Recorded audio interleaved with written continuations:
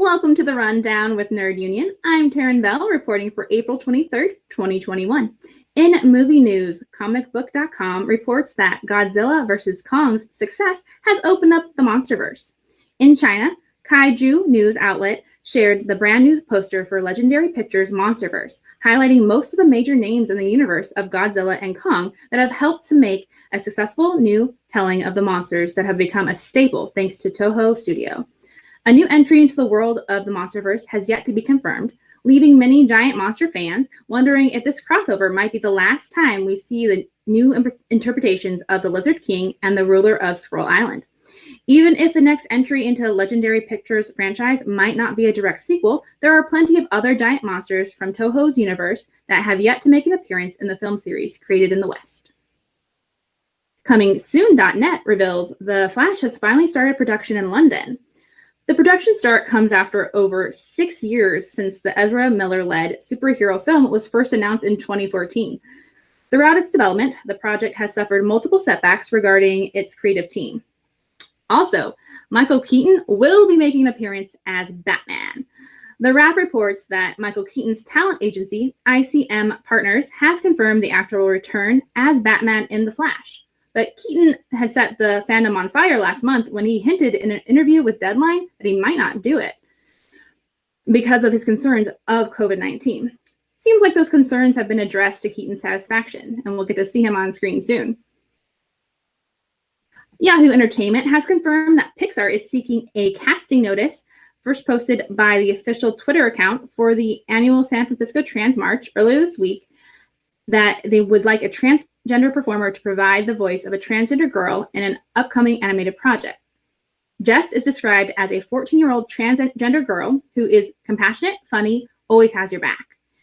The notice goes on to say that Pixar is looking for an actress between 12 and 17 years old who is enthusiastic, outgoing, funny, and energetic, and can authentically portray a 14-year-old transgender girl. This is a huge step for Pixar, so we're excited to see what's going to happen with this film. Cinema Blend has some exciting news from James Gunn's Twitter feed, all about the upcoming filming schedules for Guardians of the Galaxy characters.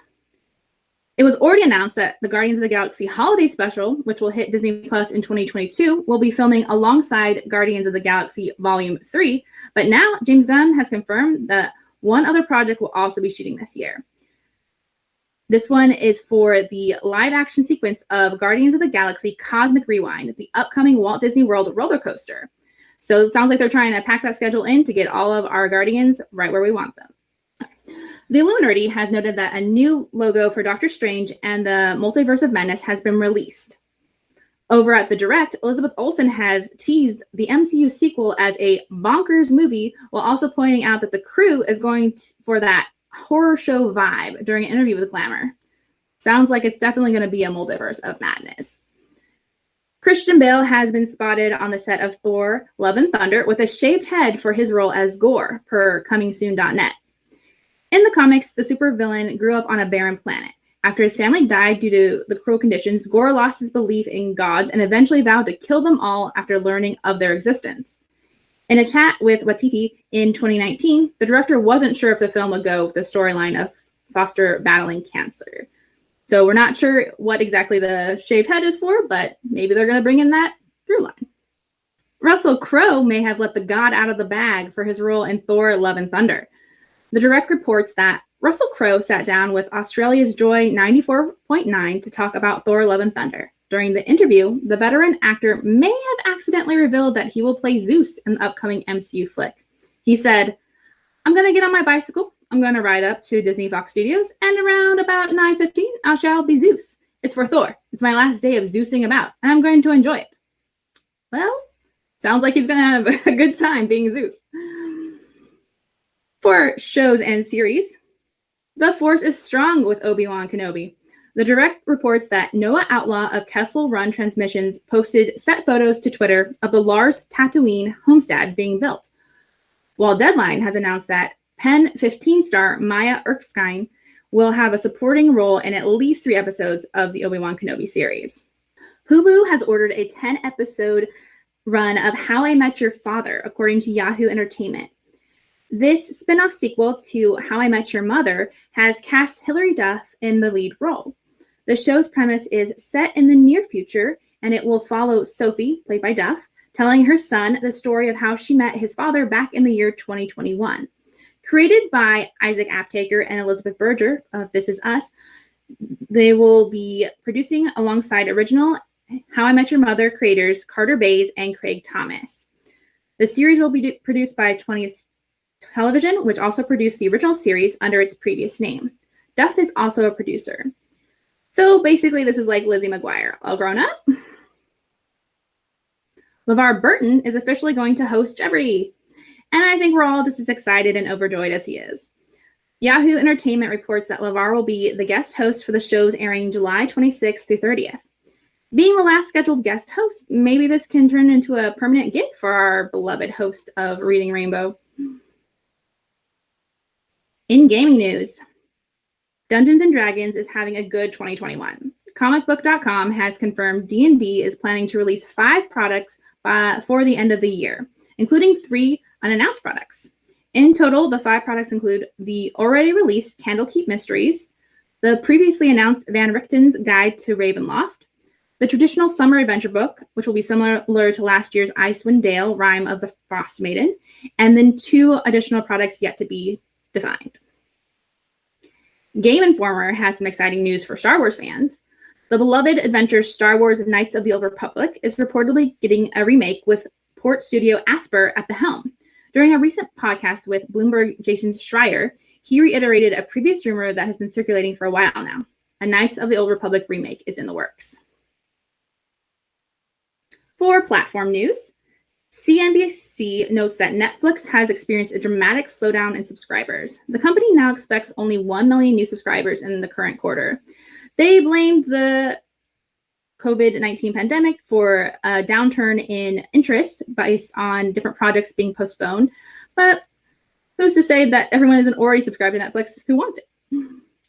Discord has ended talks with Microsoft, according to The Verge.